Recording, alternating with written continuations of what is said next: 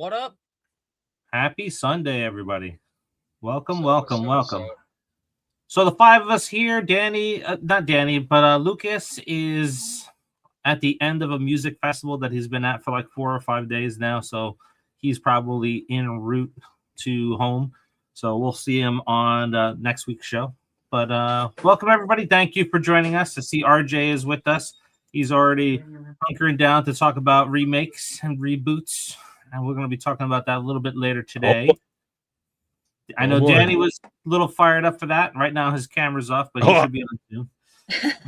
In the Macho Man glasses. Healed that Ronda Rousey. Oh God, can we not talk about it? Oh, how was it? You tell me later. 17 seconds. It was 17 seconds. Somebody got paid. Somebody got paid well. That's listen. Listen. All I'm saying is,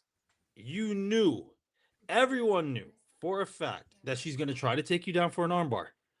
Why would you low kick when you know she's going to shoot on you? Oh, Why? She got her. Everyone that has ever beaten that chick has stuck outside with jabs and far kicks. Why would you low kick her when you know she's going to go for the shoot? Payday. Why? Payday. Yeah. Payday. Everybody knows Gina is stronger than Ronda. As much as I love over Ronda. $1 million for 17 seconds. Yep. It feels the same way outside. Yeah, she made big bang. Yep. All right, so we got King Matthew is with us. Let's see, King Matthew, how are you doing tonight? Unfortunately, I won't be able to join the stream since I'm at the theaters about to see Obsession. We're going to talk about that very shortly. What a segue! Thank you. Even though he's not going to be here, he still brings the magic. Yep. So let's go ahead. We'll segue into that. We're going to talk about that, and then we'll talk about our other topics: milk and cereal. We're going to talk about Melissa's going to talk about Experiment 11. Then we're going to talk about the plot reveal for Blair Witch, and then we're going to talk about the Reanimator. We got a little bit of an inside scoop on that one. Then we're going to talk about Sam Raimi directing a remake of Magic, and then we'll end with the discussion on remakes. But so our first topic here is possibly well, you know what? Let's take a little sidetrack. Behind the mask right now, too, is we had the interview drop this week on the channel, and right now, if we take a look at seeing where that is at, let's go ahead and see where their current funding is for this. They're at $314,000, so they're $100,000 over their goal. And this extra $100,000 allows them to bring in a new cast member, which they had on their Facebook page, and they're looking to get Bruce Campbell as that person. So hopefully they'll do that.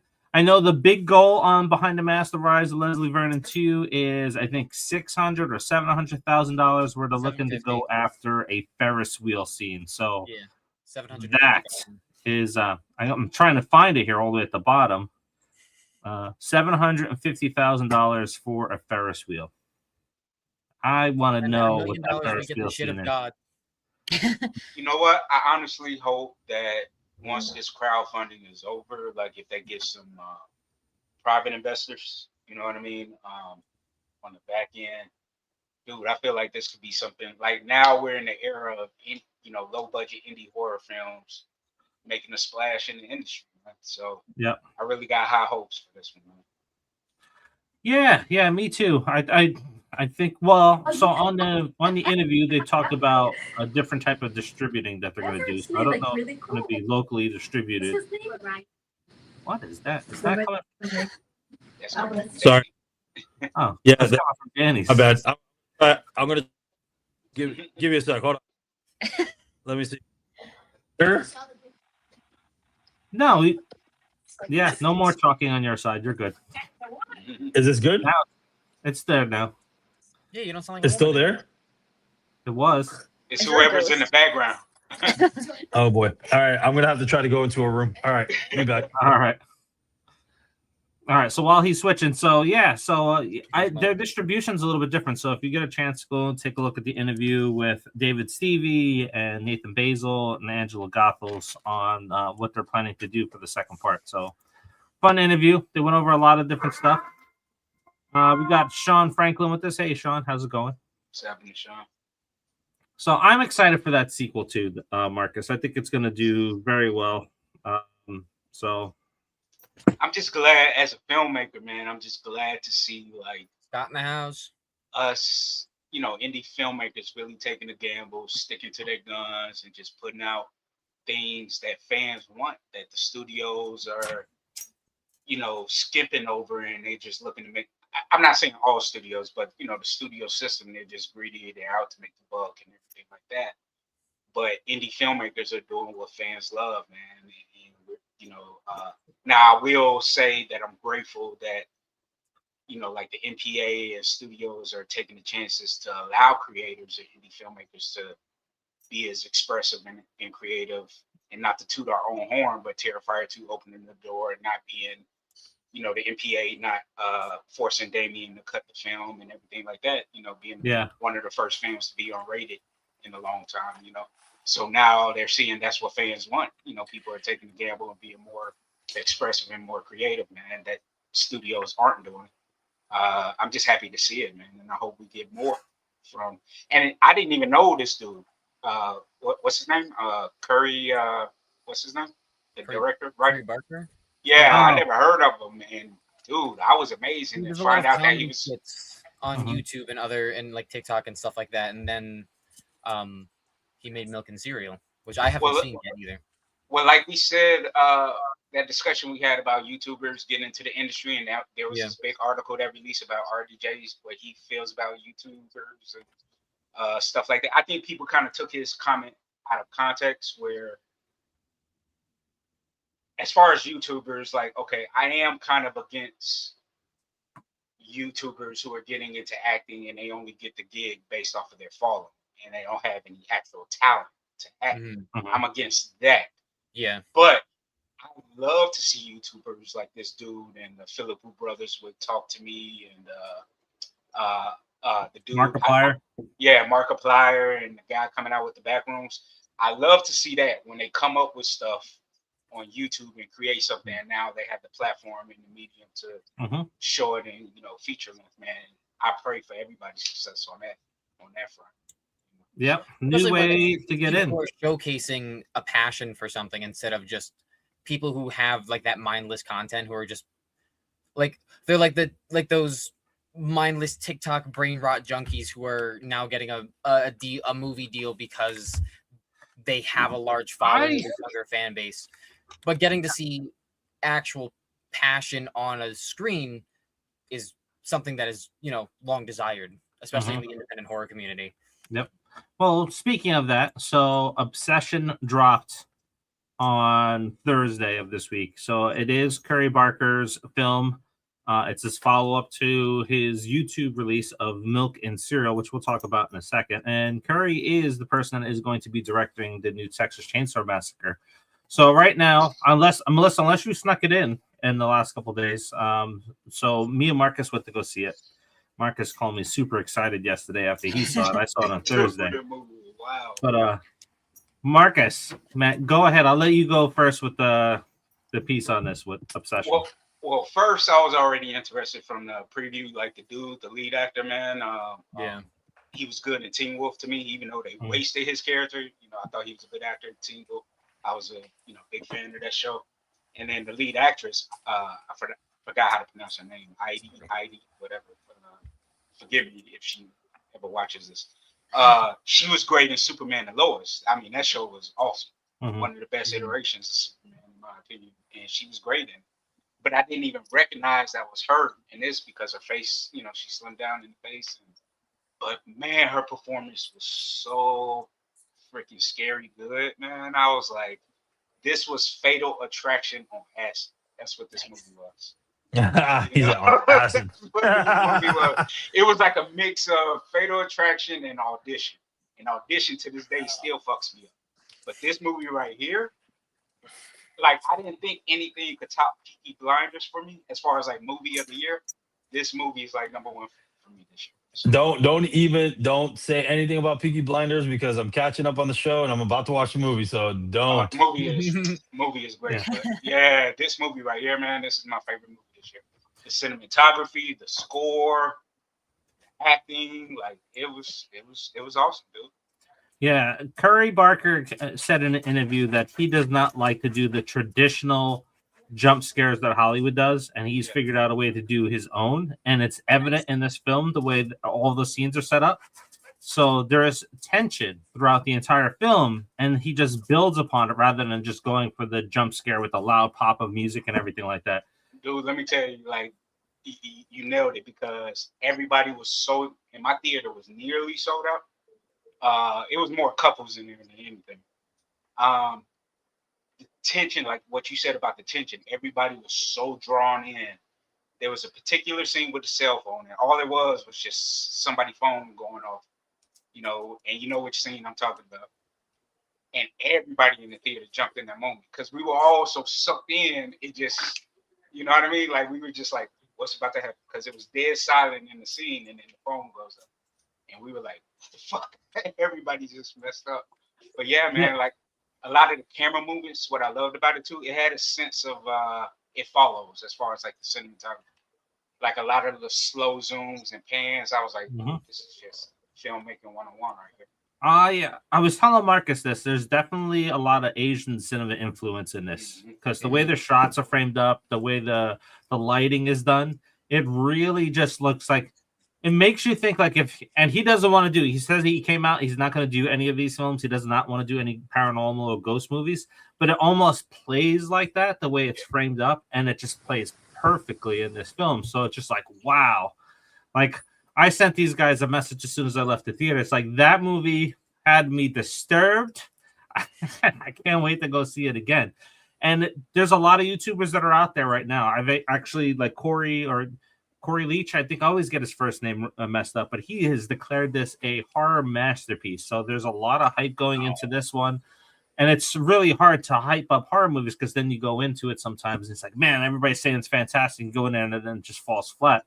But this one, the way it's done, it is a perfect original IP that they can expand upon, and it's just so well done.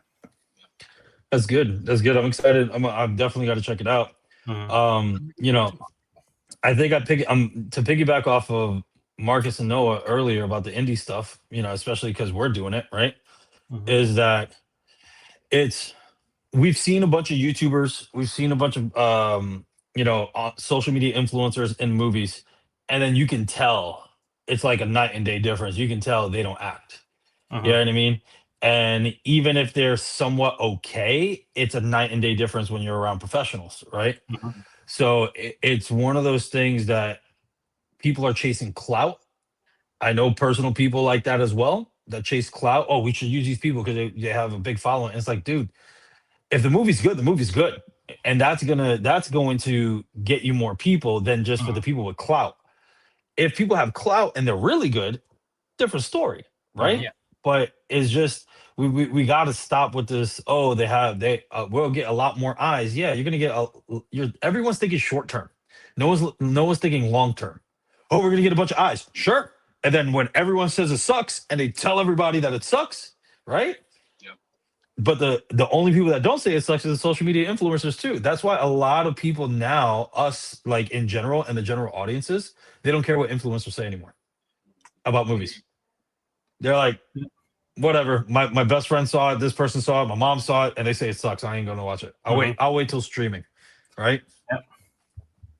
Well, this is what happened with Shelby Oaks. Like Chris Stuckman has been his lifelong dream is to be the director of a horror movie that he wrote and stuff like that, and he got it done. And it came out to theaters, and Shelby Oaks isn't a bad film, but man, did he get lit up for that film. Like there is so many anti-YouTubers making films and stuff that they're out there. It's just like there was other YouTubers that were reviewing it, and they were afraid to review it because if they had anything positive to say, they were just getting blown up in their comments. It's like, oh, well, you're just, you're sucking this guy off because he's a YouTuber and stuff like that. Now, Shelby Oaks is decent. It's not fantastic. Like I did a review on Letterbox, and I didn't get a chance to do a review for here, but it's okay. But you can see where there was problems. Like you can see where there's problems with it. And they had like a total CGI or an AI scene, like where they're driving up to a mansion, and it just sticks out like a sore thumb. And it's like, you shouldn't have included that, right? If you needed the extra money, man, just leave that scene out because it just doesn't play right. But it was okay. It wasn't fantastic. But there's other influences that I've seen out there that have popped into horror movies, and it seems like a longer TikTok video the way it's done and the way the acting's in it. And it's just like, yeah, bad stuff. But if anybody, especially, go ahead. Yeah, especially if it's a comedy movie. Like we've seen a bunch of social media comedians that, all of a sudden they're doing stand up because they did good skits that were popular, right? But then all of a sudden they do stand up or they're in a movie, they're not good. You know what I mean? And it's not to knock anybody, but if you're gonna do your craft, right, then you need to sharpen the sword of your craft. If you're really good at skits, maybe you should pitch yourself to a show and do skits, right? That's what you've been doing on YouTube for X amount of times, or even TikTok or whatever. If you're good at that, go over there. But the problem with TikTok is similar to Vine. It's so short that you may know how to get people's attention like that, but can you keep their attention? That's a different story. Yeah. Right? It's like, you can hook them, right? But it's like, but can you keep them? It's different, totally different ball game, man. Really hard to keep and it's not to shit on anybody. It's just it's a different craft. It's a way different craft. You know what I mean? That's like you're saying, hey man, you're good at making swords and you're good at the hot iron and all this other jazz. Now go ahead and build something for a car. It's not the same. You know what I mean? It's very similar, but it's not the same. It's not at all. So it's I don't know. I'm not trying to toot our own horns, but I'm glad that all of us can actually be honest about it and just tell people like, hey man, it was cool, like you were saying about this film. Hey, it's cool, right? But maybe we could improve on certain things, right? I'm curious to hear Melissa's opinion when she sees it from a woman's perspective of this movie. Oh, from The Obsession? Well, I've already seen the trailers, and I was already like, have you guys seen this movie yet? Or anyone like talking about this? Because it just from like watching it, like the quick, I guess there's like maybe a minute or so showing it. I was already like, oh, this looks really good. And I've heard like even Rotten Tomatoes gave it like 97%. So I was like, oh, this is kind of interesting. And I haven't really heard much about it.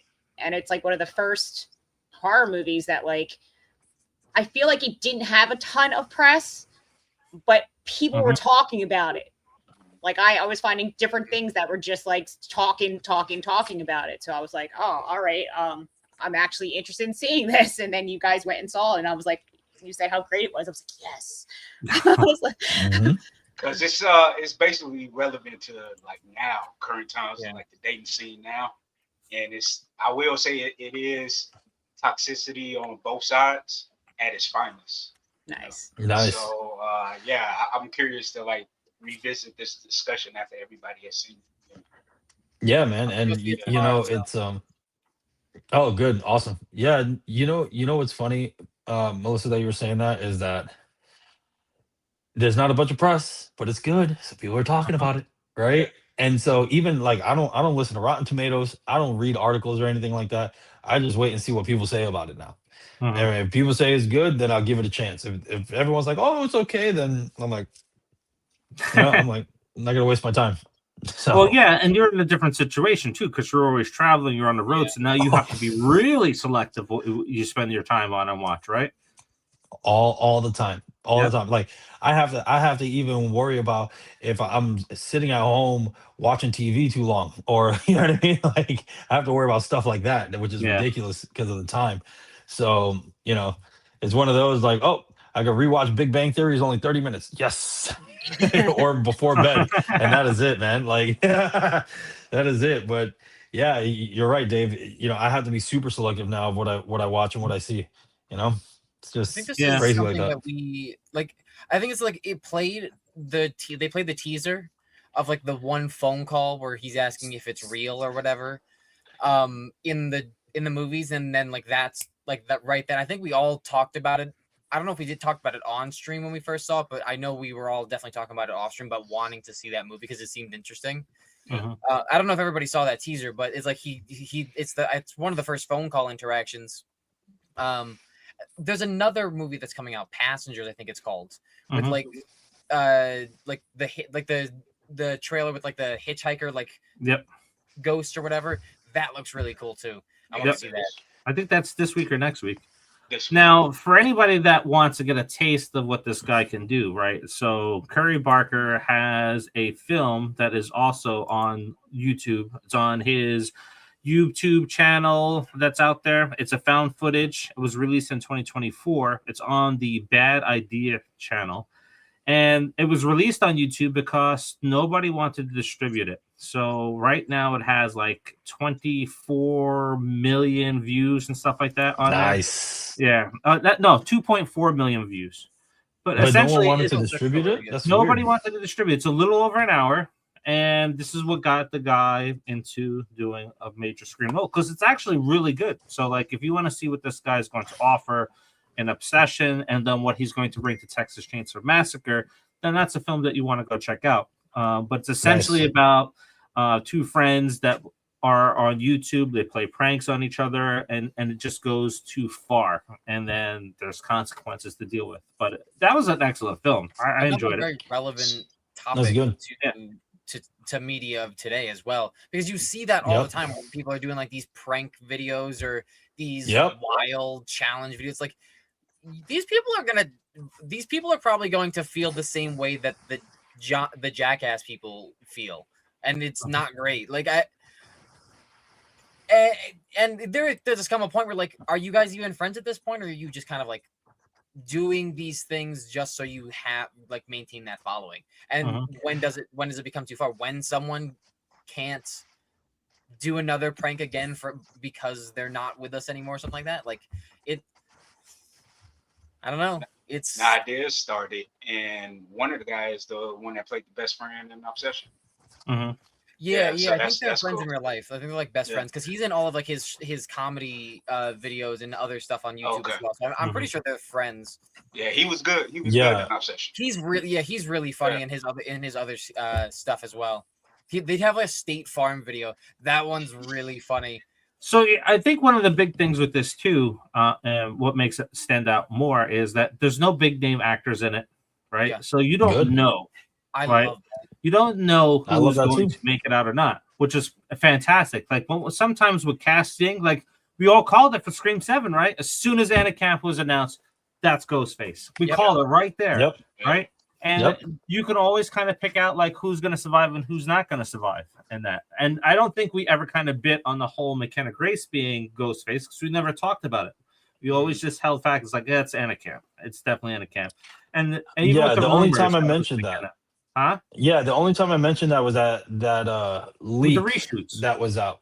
Yeah. Yeah, but remember the leak, right? That it was supposed to be out there. Mhm. But man, we called it from the get. And then not only that, to piggyback off Noah too, is that when it comes to pranks for real, a lot of social media influencers gotten attacked in real life in retaliation for the prank. Yeah. You know what I mean? And I don't mean like, oh, someone planned it or whatever. It's just that the prank went wrong. They just did it to the wrong person. You know what saw I mean? what recently happened with the dude who would go into the hood and he ended up shooting two guys recently. Really? Wow. He's a YouTuber, and I don't know the full story, but somebody just told it to me. He was a YouTuber, Pranking bystanders for content is even crazier. and he went to go do a prank in the hood or something, and they were checking him, and he ended up shooting two people. So Well, he's there's- arrested. Now I find it funny. There's the two pranksters. The one that usually dresses up as somebody from the Middle East, and he just runs up to somebody, drops a book bag, and then he runs off, and then everybody I see that scatters. And then there's another one, the channel that's out there where they dress up as horror characters, like the Nun and all these other people, and they just walk up on people. Like, I know me, I'm not going to run. I'm probably going to hit somebody. It's like, oh shit, out of reaction. So I'm sure somebody's got to have tackled somebody at one point because of that nonsense. Yeah. Yeah, I know a social media influencer that used to do the pranks and I didn't want to say it, Marcus, but you said it already. But he's been shot. You know what I mean? It survived. You know what I Yeah. mean? Didn't die, but Oh yeah, that's been the shot other for a dude. prank. Yeah, the other dude. Yeah. I know which one you're talking And about. it's just Yeah. like, why are we still doing this? You know what I mean? It's different when it's your friends like Jackass, you know what I mean, that we're Yeah. pranking each other, but yeah, I don't know. I've Not seen my cup of tea. there's before we switch off of this too. I've even seen those ones with the escalator where the one woman is going down, she rubs the Oh, hand yeah, of the yeah. guy that's with another Yeah. girl. And Yeah. I saw a girl, it's like, what? And she Yeah. went and laid out that other girl. It's like, I don't think grabbed her so. by her hair and Yep. yanked her over. Yeah. At what point, yeah, like what is a prank at the end of the day, right? Because a prank is not really a prank if the other party other person that isn't in realizes on it. being pranked does not get enjoyment after the fact, right? Like I thought you were gonna talk about like the elevator ones when like they put like the TVs in the elevators and they're crashing down. Like, nah, that's fucking ridiculous. Because you could Yeah. kill someone doing that from like having a heart attack. Like they think that they're Yeah. falling and that they're about to die. Yeah. Some people might just have a heart attack there and die. Like that's a very real possibility. And you just, And even to your point, yeah, sometimes even amongst friends, some friends don't like to be pranked. You know what I mean? yeah, So it's even worse when you're doing it to a total stranger. Yeah. yeah. It's crazy. It's crazy. Anyway, All moving right. on. So yeah, we're moving on. So Melissa has a topic for us today. It's on Okay, Experiment Sniper 11. Doctor's so good. Yeah, so since we're talking about pranks, does everyone remember the show Scare Tactics? Yep. Okay, so that Yeah, was one of the definitely. classic shows of where they would do pranks on people. Well, the creators of Scare Tactics have teamed up with one of the creators of the Blair Witch Project and are coming out with a movie called Experiment 11. So this film will be set inside a mysterious medical research facility where a group of participants are forced into a rapidly escalating experiment with consequences tied to the future of humanity. It's set to start filming in Canada in the next, I think, few weeks that I was reading. It actually sounds pretty good just for the simple fact that, you know, you're teaming up with two horror genres, Blair Witch, which is now coming out with a new version of the Blair Witch, not a reboot, just a new sequel, or I don't. They're not even calling it a sequel, right? Isn't it like a sequel to the? It's like an alternate reality, right? Like it's gonna be about the two guys and they're still alive, right? So it's the reality where it was a ruse and they killed Heather, right? Like that's my No, the plot is different. The We'll plot get is to that. Yeah, we'll get into that in a second. The plot Yeah. is different. But what they're saying about this film is that this is going to be pretty ambitious and experimental, psychologically intense, and designed to blur the line between cinematic storytelling and reality in a way audience haven't experienced before. So that right there is just making me interested in see what they come out with. I mean, we all liked Scare Tactics when it was on the air, you know, so as we're talking with milk and cereal, like this could be something that we're looking forward to. I mean, look at Obsession, what just came out. So that's all I'm pretty much curious got. about it. I'm curious about it because, as I've said many times on this channel, I wasn't a fan of the first one. Book of Shadows is a guilty pleasure of mine, so I'm curious to see like what direction they'll go. So this is based off of something Shame. else? Shame, like Game of Thrones. Shame. Shame. But the scare tactics. Go ahead. Go ahead, Melissa. No, go ahead.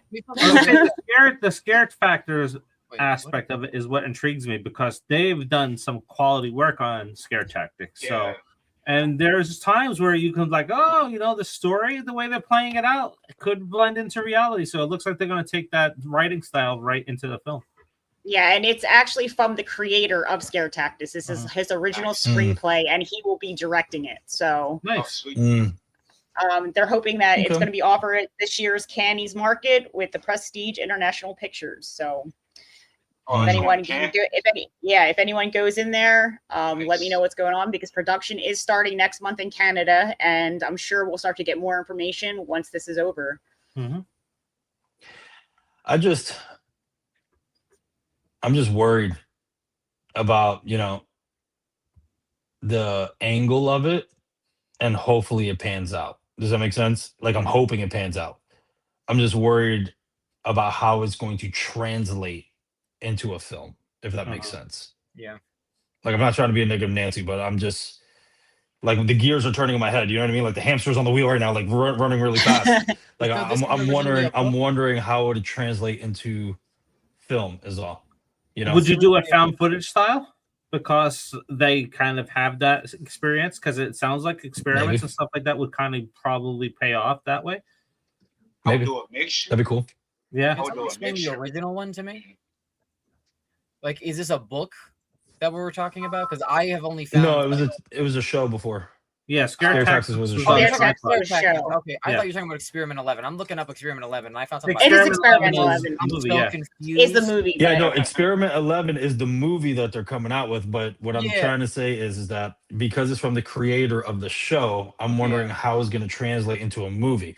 Because again, not being a negative Nancy, but we've all experienced this, that we have a really good show, turns into a movie, right? And then the movie doesn't translate well. It's better as a show. They could do Right. it. They could do it like what was it? Ghostface's episode of Supernatural, where it was a mixture of the found footage and regular. Mhm. Ghost. That is true. Ghost pictures. I am excited to see it. Yeah, and considering it's an Yeah. original story, like we don't really know what it is. We just know them Yeah. for being known for doing scare tactics. So, We used to love. Yeah. yeah, like I mean, obviously he had to write what the scare tactics scenes Mhm. were. So, Yeah. Yeah, and that's what I'm some saying, of those like- things were pretty crazy. Like, Yeah, exactly. Yeah. He's written a Yeah. lot of It really could be good, really good. shorts for that. So Mhm. imagine if he's been sitting around, it's like he just maybe he wrote it out, or he's had this idea for a while. Nobody's ever wanted to give him a shot, and now it's his turn. yeah, Yeah, And the absolutely. company- And it could turn out great. It could turn out really great. Like I said, I'm just the hamster in my head is just going because, directing, writing, similar to what we mentioned earlier, skits and all this other jazz, right? Is just like, okay, that was great. How are you going to do it into a film? That's all. Mhm. But yeah, I'm excited. You know what I like, guys. Honestly, before we continue, is that I love the fact that none of us expected this. Because remember, we all had our theories of what's the next genre that's going to be like Mhm. booming in the theater. We all knew it was going to be indie stuff. That part we knew, but I didn't expect that the horror genre as a whole was going to come back into this. You know what I mean? This quickly. And obviously, we can thank Damien and them for Terrifier that kicked it off. But now you're seeing more and more audiences like coming together, Gravitating to wanting more and more of this stuff. You know what I mean? It's actually pretty cool. It's pretty cool to see. like Well, now no, we horror would have fans are becoming horror fans now. Yeah. Yeah. But you can kind of see where the trends are going. Like with the first video game movie that came out that was really popular, and it's like, oh, now we're going to switch from comic book movies to video game movies, which has been happening, and people are rejecting it, right? Right. No, as but a soon as little bit, Sonic though, came out, right? right? We knew it. We call it. It's like, oh, now we're going to see a flurry of video game movies get translated over, and they get And Mario. the only one that's doing well is Mario, though. And Besides Sonic. No, Sonic has got Yeah, 4. Sonic. Oh no, Sonic Sonic is the Sonic- best one. Sonic is the best one, hands down. Yeah. I'm just saying Mario is the only other one. Oh yeah, that's right doing now. okay, and Yeah. it's not even doing amazing. It's doing okay. Yeah. Sonic, on the other hand, is doing Mhm. absolutely incredible. Yeah. And I love the fact that we're starting to see more Asian style films and stuff like that get a lot of popularity as well, Mhm. because Godzilla Minus Zero is coming out. Yeah. And That trailer, I'm so that fucking teaser. and- excited. I'm That teaser. excited. That teaser is incredible. So Yeah. I'm wondering too, because someone posted a shot, and we could talk more about this on Geekly. Someone posted a shot that you see the original Godzilla from -1, right? But then when you see him again in a different scene, he has way more on his Yeah. back and everything else. So So they're like, is it 2 Godzillas or is it just one think there's- Godzilla? He's I think evolving. there's two, Like, I think there's 2 mutations. Yep. Because he's also in that image where he's still not spiked out. He's still taller than the Empire State Building, which puts him over 100 meters tall. So I think it's a secondary mutation. I think that they're going to get him in the middle of the movie, and then he's going to come back even bigger and more spiked out again. And then he's just going to be over 200 meters potentially. That's just well, me. that's also a great homage to Shin Godzilla, because Shin Yeah. Godzilla, as much as I fell asleep in that movie because it was just so boring, much talking. Oh, the middle. dude. Oh my god! Like I was like, hurry it up, bro. I passed Yeah. out watching Me it. Like too. watching it back, it definitely watching it in the as part of that movie, it definitely makes a lot more sense for the movie, and I appreciate it for that movie. But it really is because you like I'm not that good at Japanese, right? Like, and I don't like watching it with dubbing, so I'm gonna read it, and that's just a lot of reading to go through. I watch Yeah. pretty much everything in dubbing because I want to train my brain to hear the words and match them. You mean sub? You watch sub? Yeah, subbing. I don't watch dubbing. Yeah. Yeah. There you So go. like reading all that is just I love 420 Slayer. Yeah, reading it just becomes a lot. So like it's like Mm-hmm. Dude, but it's just it was so slow for me. Yeah. But I love the concept of Godzilla evolving constantly. That's Yeah. scary as shit, bro. That is really scary that he's just constantly evolving and you think you got him and it's like, nope, here's another evolution like a Pokemon. You know what I mean? Yeah. It's just wild. It's even scary that the thing was just in pain the entire time. Like even like the blasting, like the breath was just him expelling radiation because of how much pain he was in. Like it's very artistic, but like those in between scenes, like they just get to be a little dragging. It's like Pirates 3 or whatever. That's where I was going. So I was gonna say, all right, quick question: what's more painful, the middle part of Shin Godzilla or the middle part of Pirates 3 when they're having their meeting of the pirates? Because that was I would say at World's End. I would say at World's End. No, I would say Shin Godzilla because at least at World's End, right, when they're having this meeting, it goes to show how unorganized they were to go against the army that was coming after them. True. Right? At least it made sense of like, hey, we all have to get together and no one wants to get together and no one wants to do anything. Well, And I guess then in that same respect, they were also disorganized in Shin Godzilla, but it was a much more seriously shot scene. And I think that's the difference between the two scenes because there's a lot more jokes in that scene in the pirate scene as well. Yes. I think that's because they are both like, well, because to be fair, the government doesn't know how to deal with a giant fucking lizard. That's well, a radiated lizard. Also, the reason why they made Shin Godzilla 2 was to show the corruption of the government of how they handle things. Yep. You know what I mean? So it was kind of like, no, everything's fine. And they had no idea what they were doing. Right.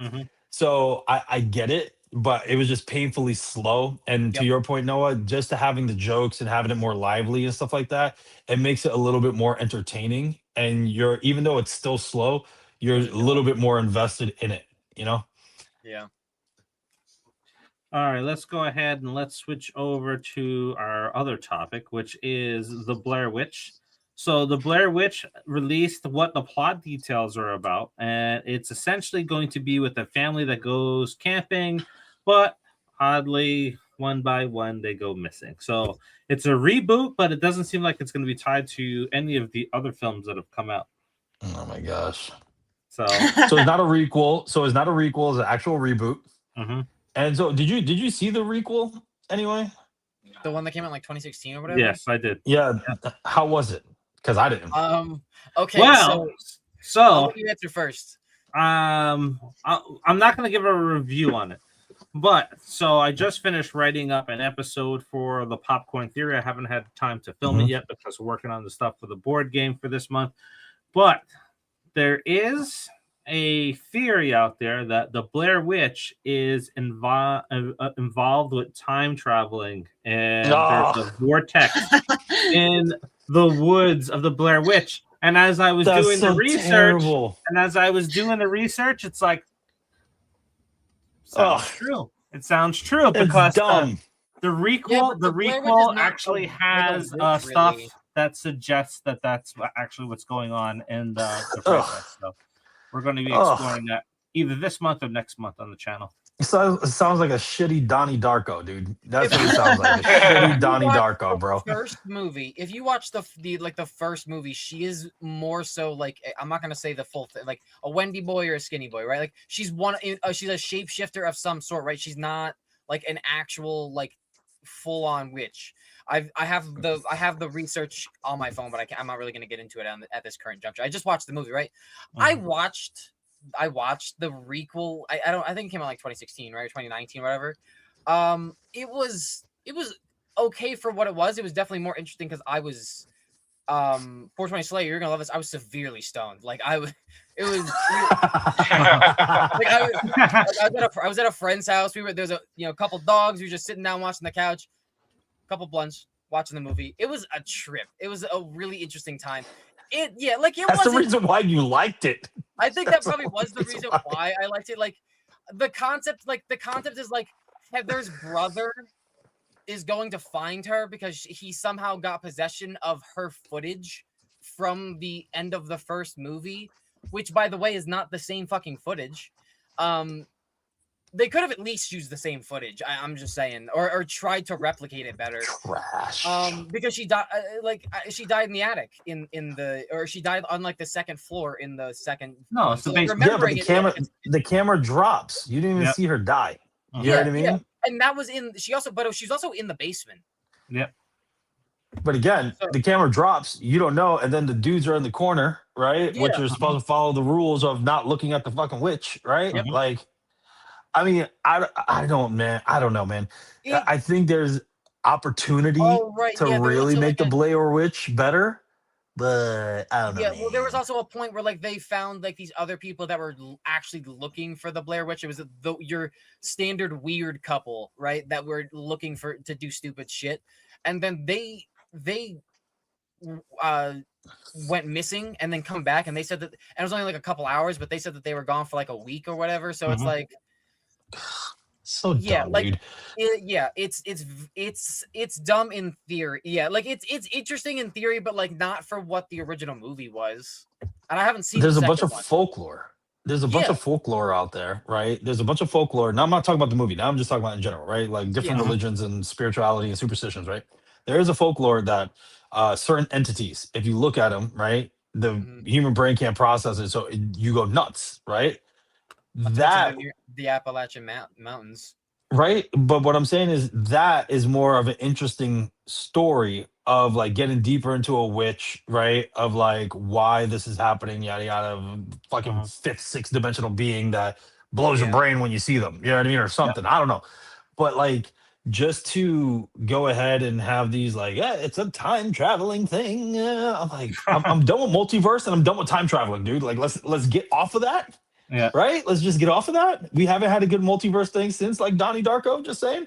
So, no, like, everywhere, everything, all at once. No, everything, everywhere, all at once. Excuse me. Yes, that one I would have to. Thank you for. Thank you for correcting me because yes, that movie when that first came out, I was like, that is the best thing, and I knew it was going to win an Oscar, and it did. But yeah, no, like, but it was still, it was still good. Hey, I'm just saying, like. Nah. Jet Li the one though. Listen, that was corny as hell. But listen, that was like Highlander though. Come on, dude. That was Jet Li's Highlander. If you want to be honest, come on, man. There will only be one. Great, come on, bro. It was great. It was great. No, cheesy but great. Melissa, what are you thinking about this reboot of Blair Witch with it being about honestly, I don't know. For me, listen, the biggest thing that was great about Blair Witch was the fact that they made it for so little money and it made so much money. Book of Shadows, man. Book of Shadows. They should have just left it alone. Yeah, like that was like the big thing about it. It was like the way it came out, the way it was filmed, how much it was like. Now this one's going to be $10 million as a starting budget. Like, for what? Is it not going to be another found footage film? You can't not do it as a not can't anymore. Yeah. It has to be. Yeah, like so you grab a camcorder, you grab a tripod, and you go out into the fucking woods. And if you don't want to go out into the woods because of all the fucking like ticks and whatnot nowadays or whatever, then go make a wood set. There's your budget. Other than that, what do you need? Like, come on, $10 million for it's going towards the actors. It's ridiculous. But I'm gonna tell you this: what made Blair Witch stand out though is like Dave said, it was so creepy because it was pitched as it was real found footage, right? Yeah. And the way it ended, it has us still talking about it to this day because it's just like, did she die? Did she not die? Like, what happened? Like, we're so intrigued of the cliffhanger that it doesn't need a reboot. It doesn't need a sequel. It's great as a standalone film. That's a one and done. Leave it alone. Because if you want to tarnish the name of Blair Witch, keep it up. You're gonna end up like Halloween. Just keep it up. Well, you know I think you can literally come out with a film that is totally different, but maybe links a small part so that it's reminiscent of the movie. Yeah. Instead of like having it be involved in the whole time frame, you know, that would be more intriguing. Explore But the for a $10 universe. million budget, it's just like Or like to piggyback off of you, Melissa, do what Evil Dead is doing. You know, Evil Dead with Evil Dead Rise is its own self-contained, still serves as like a semi-sequel, but it's its own self-contained story within the overall Lincoln universe. It's its own thing, and like you said, just link it with certain breadcrumbs. But yeah, you can make it. You can make it. It's a different woods or whatever, and now there's multiple witches. You know what I mean? Like that's even crazier because now you have so many questions. Like, is there a cult? What are these things? Like, is it like Bigfoot? Is it like this? Because I'll give you one. Have any of you seen The Outsider? I have not yet. Oh my god! I don't want to ruin it for you guys, but there's because there's a line of dialogue. There's a line of dialogue that makes you go, oh, and it leaves it open that it could be potentially more. So, do you guys care or not care, or like? What's it on? You can tell me. Yeah, go ahead. Whoa, right. what's it on? Spoiler alert! Spoiler alert for those of you that never seen the show Outsider. Okay. All right, hold on.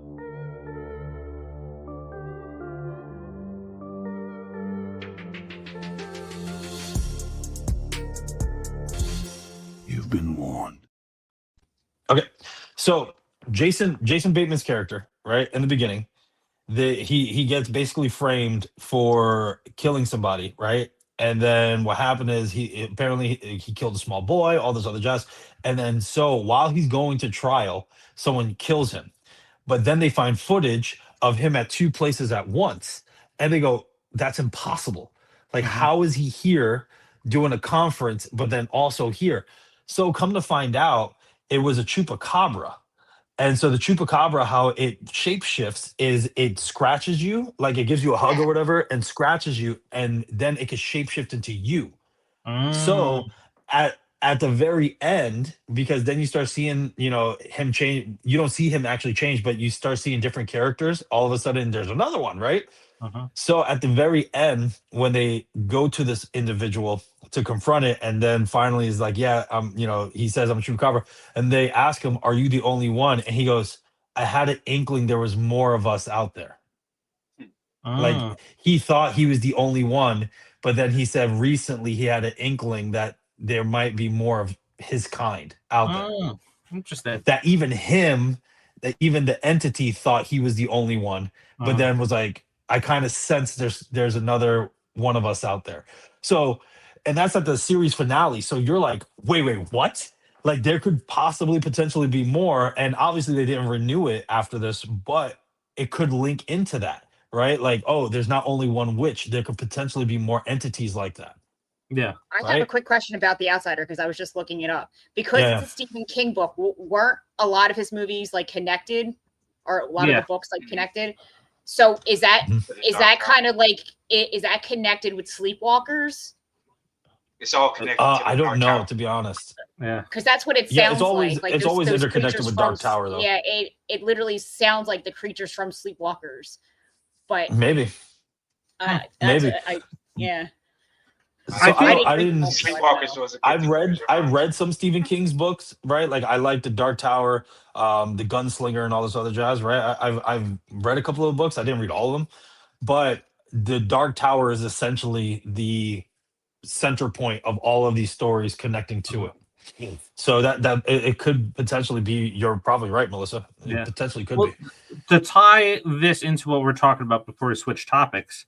Is I think like where the Blair Witch doesn't work with sequels and stuff like that is because when you're going into it, you kind of have to have that vision. It's like, all right, well, this is the story.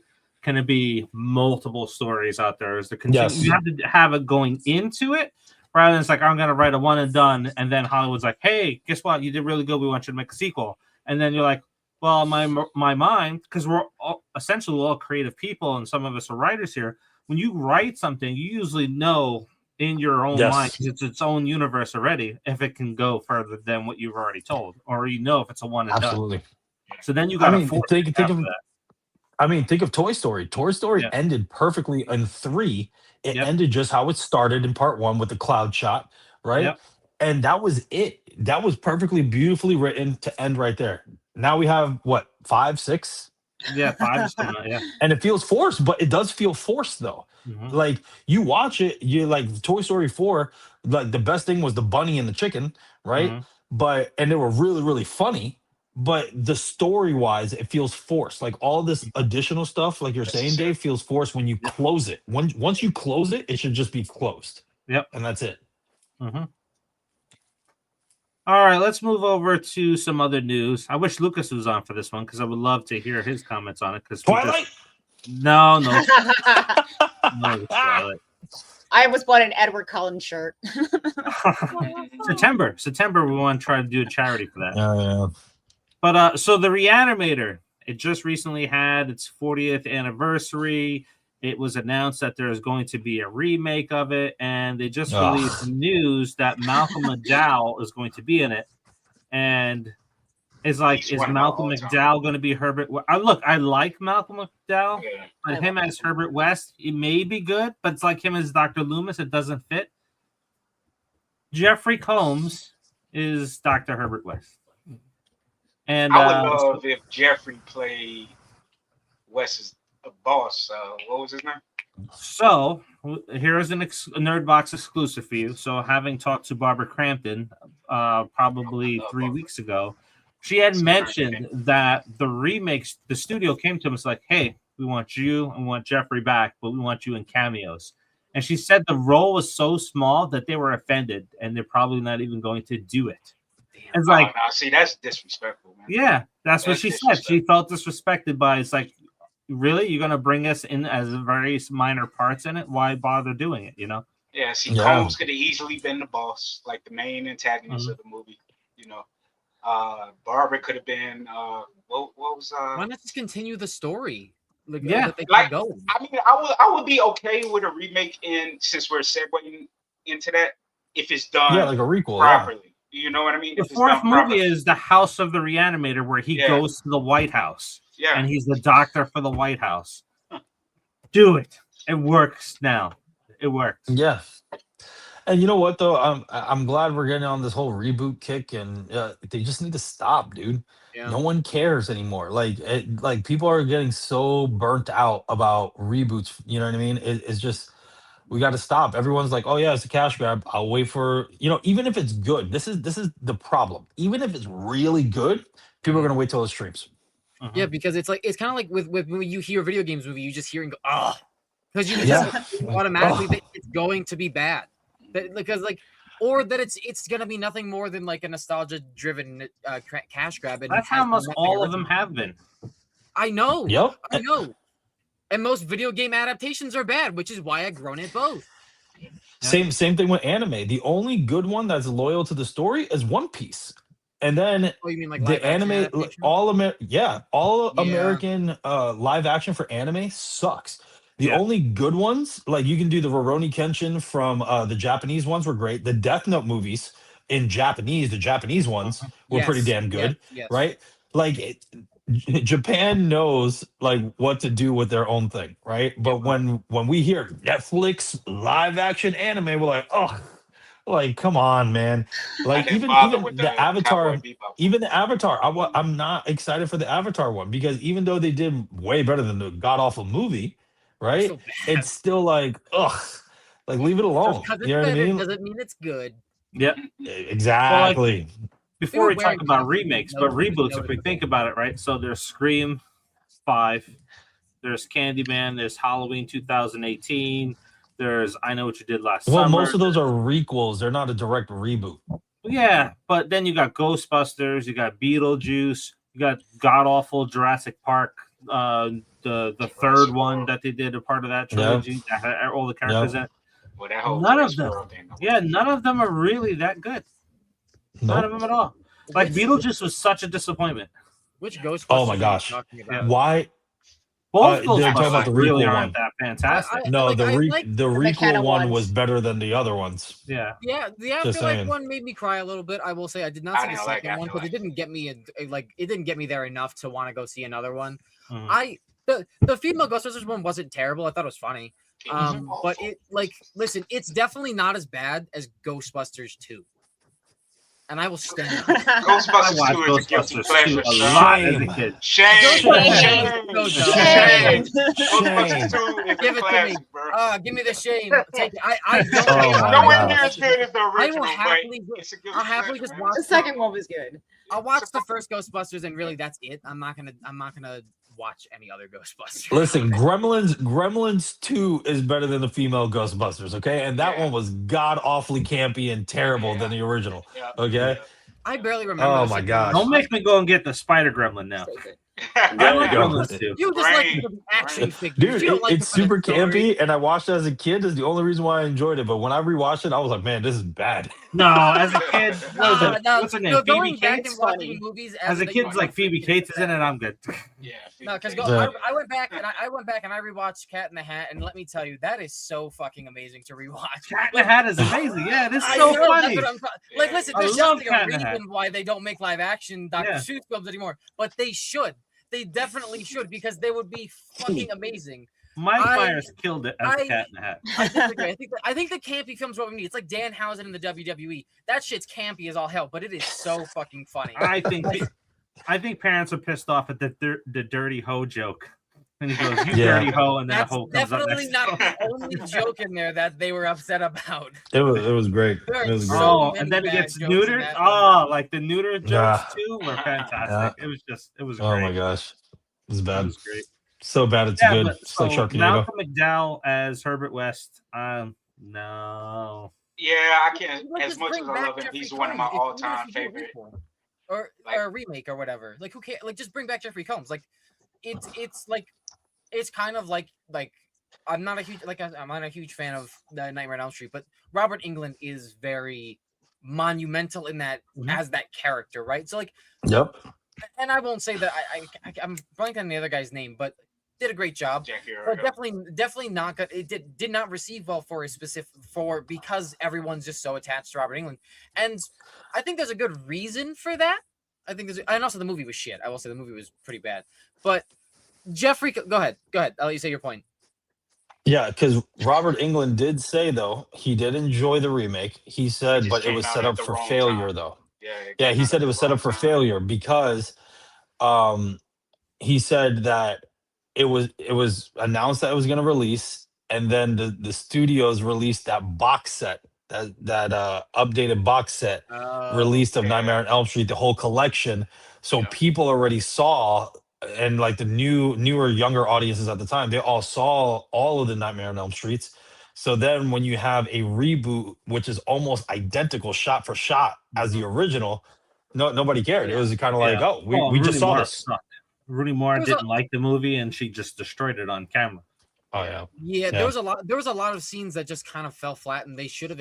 There was other things that probably should have been lengthened a bit more, so to get more, because there were a lot of story elements that I still feel like were missing in that movie. The performance, the performance is not the problem, but with Robert Englund, I mean, like, no, he's incredible. He's the icon of that franchise. When you talk about Nightmare on Elm Street, you talk about Robert Englund. That's like replacing Ash. You cannot replace Ash. Yeah, I like where you go with it. Maybe Ash. There's a couple actors that may be able to do Ash. Maybe like I always thought Ryan Reynolds may be able to pull it off, but now he's just over.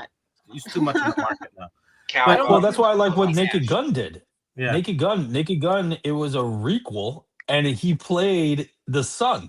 Mm-hmm. You know what I mean? That was beautiful. That was beautiful to continue the story, and it's just like, oh, they're gonna replace what's his name? I forgot the original actor. Oh, Leslie Nielsen. Leslie Nielsen. Thank you. Yeah. Thank you. So, they're gonna replace Leslie Nielsen, and now and then it was like, nope, it's his son. That was beautiful. Yep. That was one of the best ways to do it.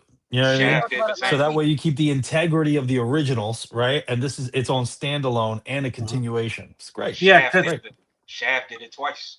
Yeah. Samuel L. Jackson was like a reboot because he was the nephew of Shaft, and then he had his son in the sequel.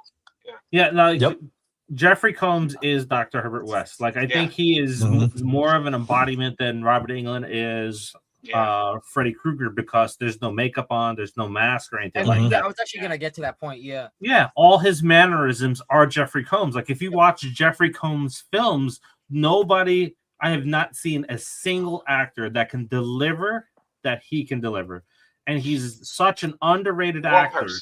Even in There's animation, one too. person. There's one person that could do it. I think that has that gravitas that Jeffrey Combs has. Who? Walton Goggins. Walton Goggins in some roles has channeled Jeffrey That is- Combs. That is fair. That is Yeah. fair. That is.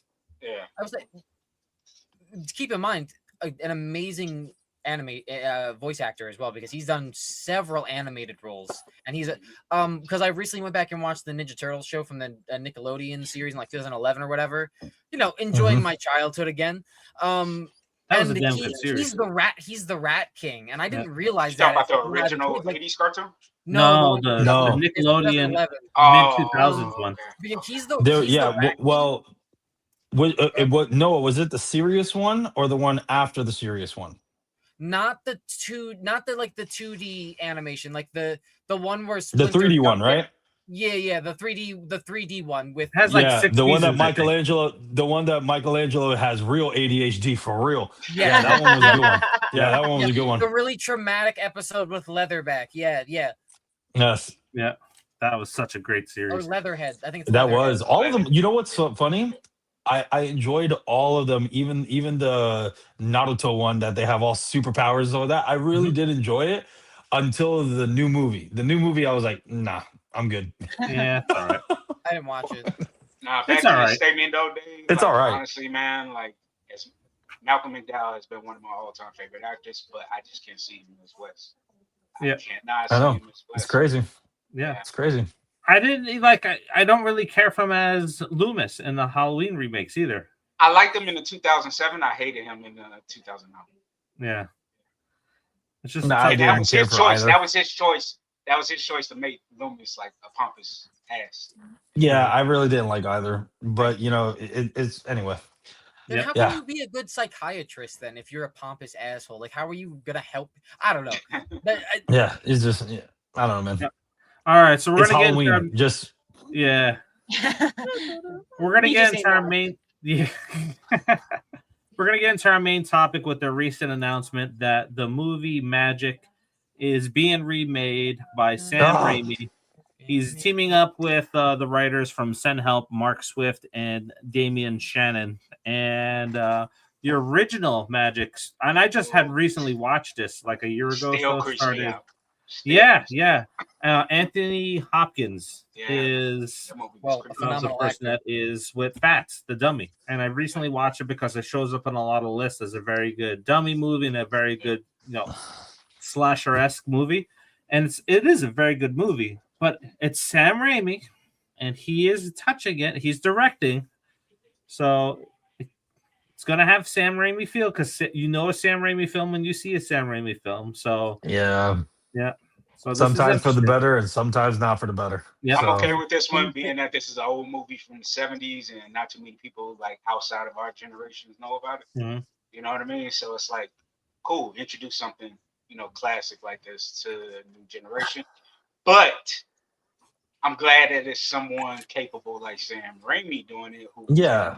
understand it and what's the word? Like give the original his flowers while still bringing something, his original taste. Mhm. You know what I mean? So Yeah, I'm man. excited for I'm it. just tired I'm of excited. reboots, bro.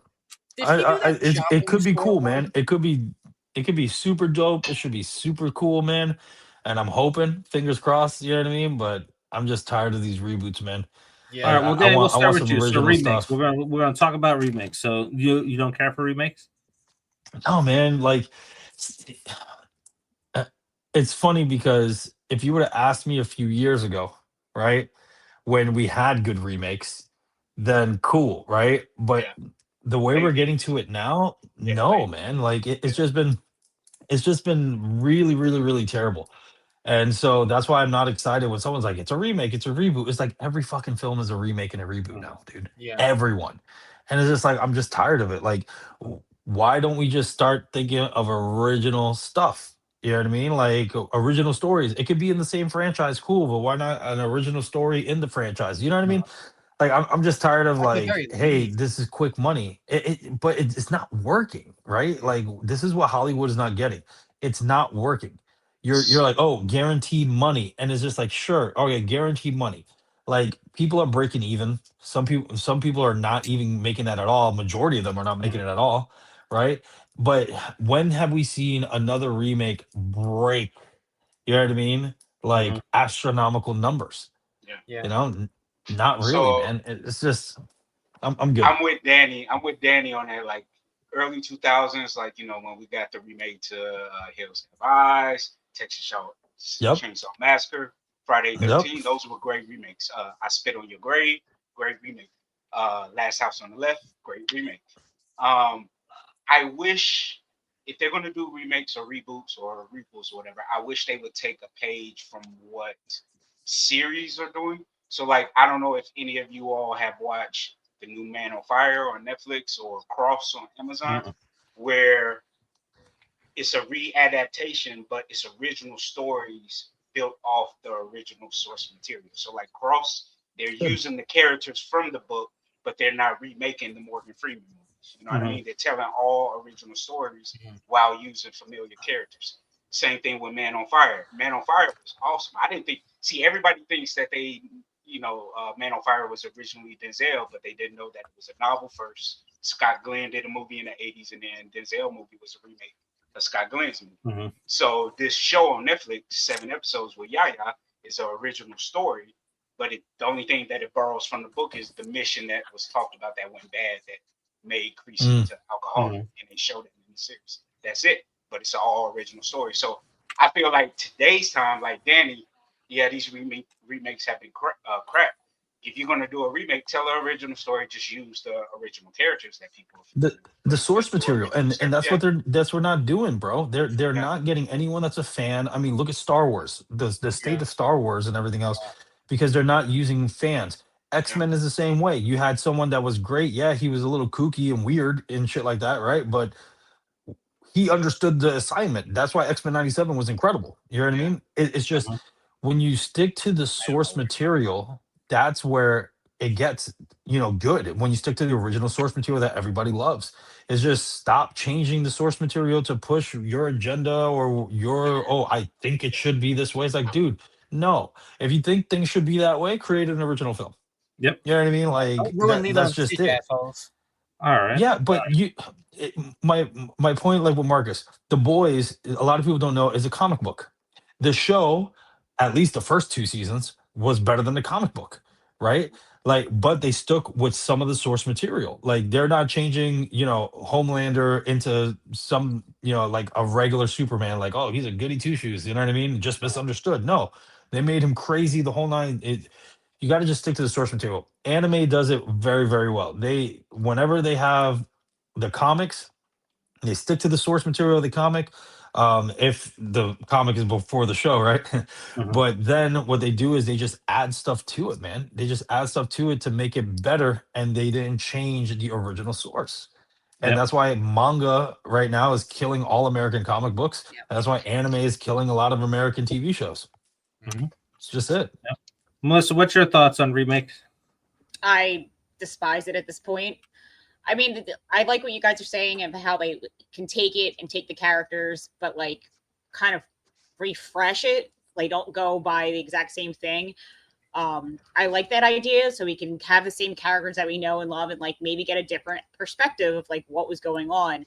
I don't like that they're taking cult movies, and unless the technology back then was shit and like it still had a cult following, but like the updated stuff nowadays can make it like even more banging, like that'd be great. But like a lot of the things, they are totally flopping and they're making the mockery of the original movie. So I just hope to see like better storylines, or make instead of it being a TV show, go into the depth of it, make a TV series. You can go into so much more characters and like flesh it out. You can have so much more story with it, and instead of it like shitting on the actual thing that you love so much, expand on it, make it better. And I know the movies are trying to do that, but like you said, it sounds like a lot of this shit is a cash grab. Like, we're just going to use the title. Everyone will come see it anyway because they love the story. And then they get there and they're so disappointed because like people that have read it, or, if it was a comic, have like had the comic book series, had been so invested in it, are watching something and they're just like, what the fuck did you just do to my character? What they should do is like, let me tell you who did it perfect. Welcome to Derry did it perfect. Oh, Welcome to Derry took everything, little bits and pieces that was just mentioned in the book, and fleshed it all out into an 8-episode masterpiece. And now and we're to getting 2 more confirm the seasons. theories. Yep, and to confirm the theories. And now we're getting 2 more series set 27 years prior to the previous events. That's how you do it. That was masterclass writing right there. Is how they Absolutely. do it. And that's what they should do in Hollywood with films. If you're gonna take the original IP, do what they did. You know what I mean? Absolutely. And Marcus, to your point, the fact that they mentioned The Shining, the fact that the Dark Tower theory of everything happening all at Mention once. Shawshank. You They know what I even mean? mentioned Shawshank, the prison. Yep. Like, dude, Yep. like that's how you do it. It was That's how you do it. incredible, especially when the one line, he's like, now the past. He's like, it's all same to old Pennywise, right? It was just like, so it's all happening at once. It's not. It is a prequel, but not a prequel, because like the Dark Tower says, it all intertwines. In it. It's just incredible, dude. Absolutely, I 100% agree with that statement. Hell yeah. That's the perfect multiverse right there. All right, so Danny, you got to head out. We're going to continue the conversation. Peace, guys. See you guys. Good night. Be safe, bro. All right, so Noah, what's your thoughts on the whole situation when it comes to remakes? I think it's an interesting point to talk about how we have had a lot of good remakes and reboots, and it like I think the difference now is that we're just running out of the ideas, right?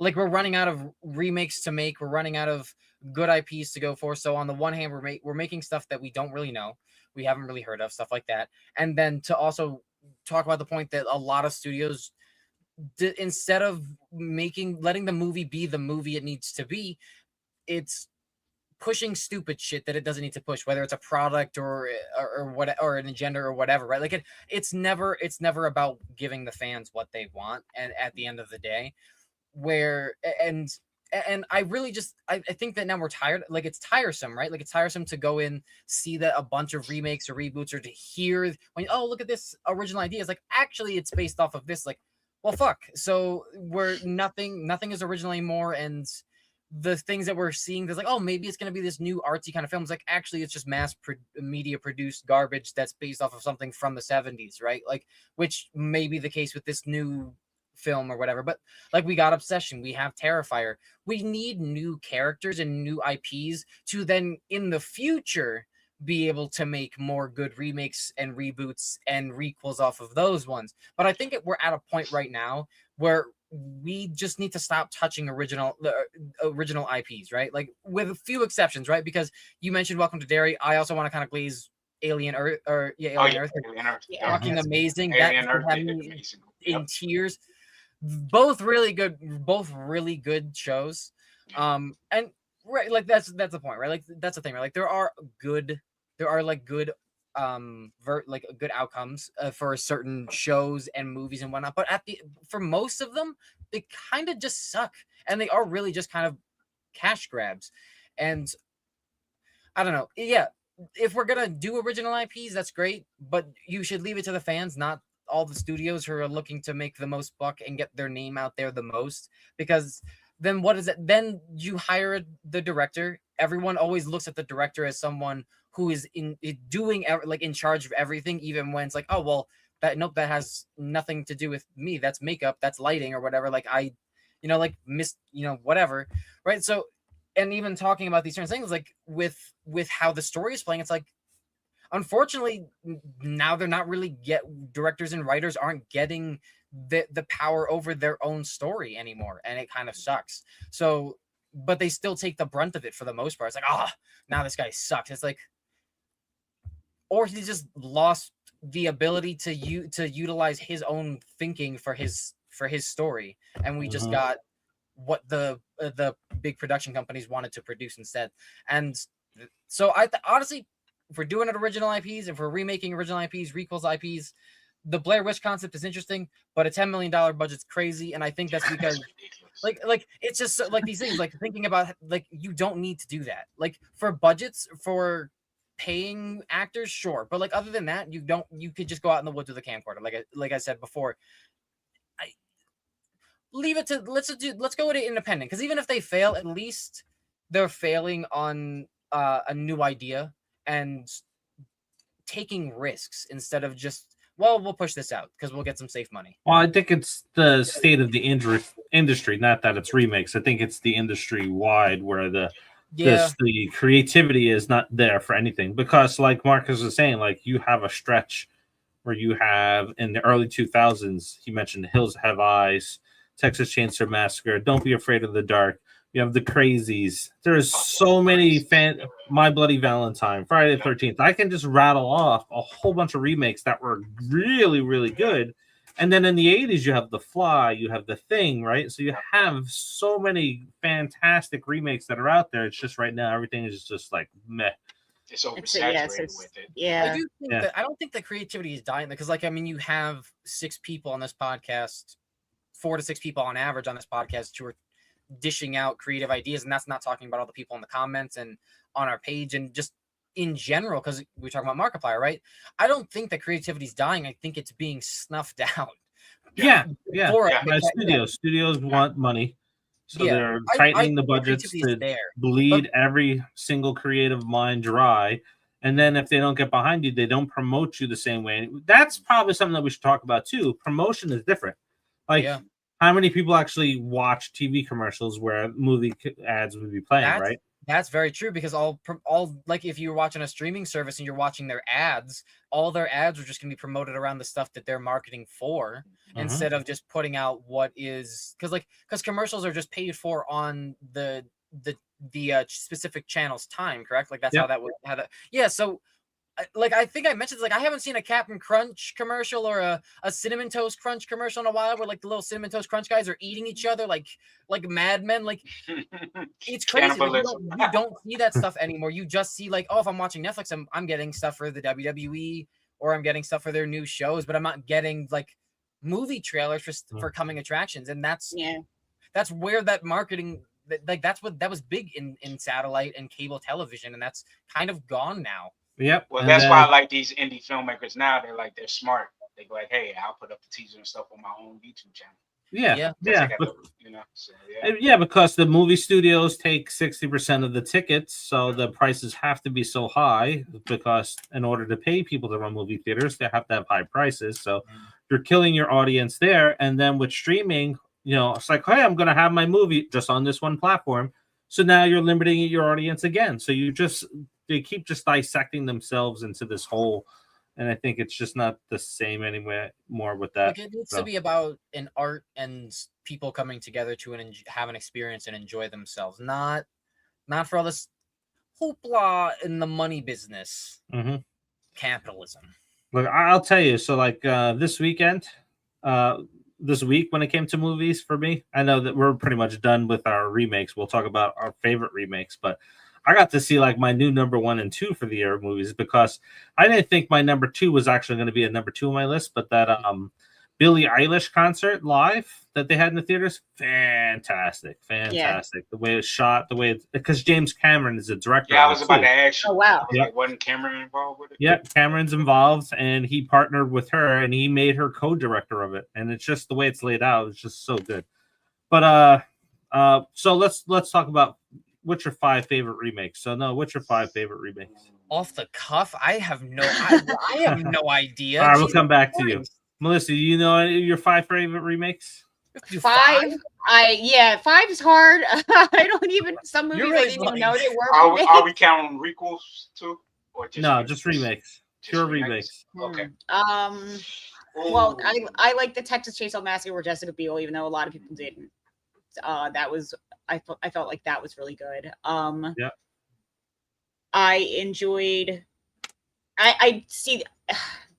I don't know if this would be considered a remake, because I liked the original Cruel Intentions, which is Dangerous Liaisons, and then they made the movie Valmont, and then they made Cruel Intentions. So it's based all on the same book, but there's 3 different versions of that book. So I don't know if you would consider those remakes. Yeah. But Yeah, so Valmont was like one of my favorite, and that's with Fairuza Balk. And the original Dangerous Liaison, you have Michelle Pfeiffer and Jeremy Irons, right? And even Keanu Reeves. And Oh swear yeah, I to God, forgot watch Keanu it. was in that. I forgot Keanu was in that. It was straight Little off of baby after Bill and Keanu. Ted, and he was he's like Bill and Ted in the movie itself. So Yeah. like that always His cracks acting me up. was bad.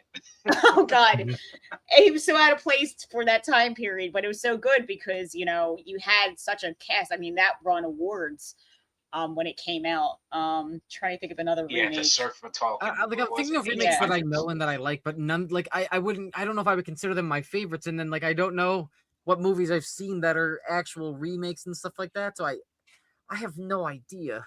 Yeah, right. It's Because so like hard. everything is just flashing to like Friday the 13th, Nightmare on Elm Street, and Halloween, and two of them one of them I was okay with, and one of them I didn't like. So you got like Invasion of the Body Snatchers. We already mentioned a handful, so I'll go through those again. We have Crazy. I'll definitely throw The Thing in there as one of my top. Yeah, The Thing. We got The Fly. We got Nosferatu. We have Dracula. We have Let the Right One In. We have It. Right, it's a remake as well. That's an adaptation, different. Yeah, remake of the movie. It's Dawn of the Dead is a remake. Night of the Living Dead. Speak No Evil. Cape Fear. Piranha. Fright Night. Yep. I don't count American remakes of Asian films, but then you have The Ring, Dark Water. Yeah. The Grudge you can throw in there. The American Grudge is better than the Japanese Grudge, but again, I don't know if I would classify that in my top 5. And what was the one that you said before the Asian films? I can't remember. Oh, I Am Legend's another one. That's a remake? Yeah, I Am Legend's remake. Omega Man is the original. See, that's the thing, right? Like, I didn't even know that there was a movie before that one. I don't know Charlton Heston. What are not remakes? Charlton Heston was the original. Yep. I think my vein's gonna pop trying to think of more movies. I'll go. So I'll say The Thing. The Fly. Jeff Goldblum's The Fly. Texas Chainsaw 2003. I Spit on Your Grave 2010. And Invasion of the Body Snatchers with Donald Sutherland and Jeff Goldblum.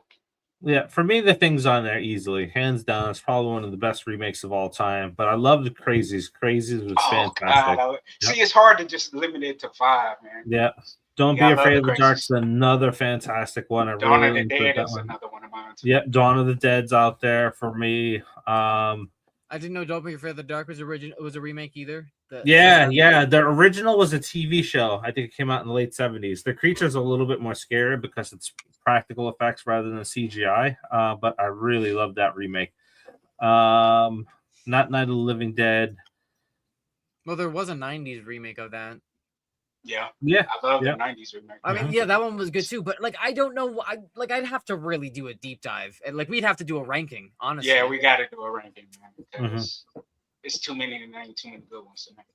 More bad ones. More bad ones. Oh my God. Pet Sematary is okay. Yeah. But Poltergeist is god awful. That remake is that's what I'm like. Horrible remake. Yeah. Planet of the Apes was horrible. The second one. Oh, what Mark Wahlberg? Mark Wahlberg, yeah. I didn't like those. Yeah, not a fan of that. The ones with Mark Wahlberg are remakes. Yeah, those are remakes. I thought those were the originals. No, you have to see the originals. There's 7 films. Yeah, I think there's like 7 or 8 films for that. This is like finding when you think you found the original Star Trek. You see that there's more Star Trek shit. Oh my God! Yeah, no, I can't give you an answer. We'd have to do a ranking. Yeah, I don't even remember the Amityville Horror remake. Oh, that was pretty good too. Oh, that was good. The Ryan Reynolds one was good.